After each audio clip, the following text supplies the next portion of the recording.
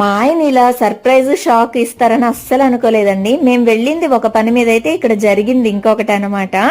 ఏంటి Valentine's day కదా రేపు, నాకేం గిఫ్ట్ లేదా అని అంటే, ఎందుకు లేదు ఉంది అని అన్నారు. ఏదో తమాషాగా అంటుంటారు కదా అనుకున్నాను, కానీ ఇలా సడన్ గా తీసుకెళ్లి సర్ప్రైజ్ చేస్తారని అయితే అస్సలు ఎక్స్పెక్ట్ చేయలేదు. మేమైతే ఈ జ్యువెలరీ సిఎంఆర్ లో తీసుకున్నామండి.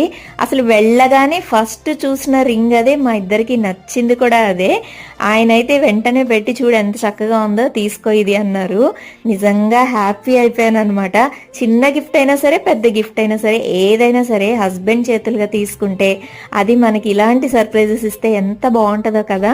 ఇక నేను ఎంత మురిసిపోయానంటే ఈరోజు ఆ రింగ్ చూసుకొని, ఒక పెద్ద నెక్లెస్ అవి నేను తీసుకున్న అంత హ్యాపీగా ఫీల్ అవ్వనండి. ఈ చిన్న రింగ్ అయినా మా హస్బెండ్ అలా పెట్టగానే నాకు చాలా హ్యాపీగా అనిపించేసింది. అసలు చాలా చాలా సంతోషంగా కూడా అనిపించింది అనమాట. అందరికీ హ్యాపీ వ్యాలంటైన్స్ డే.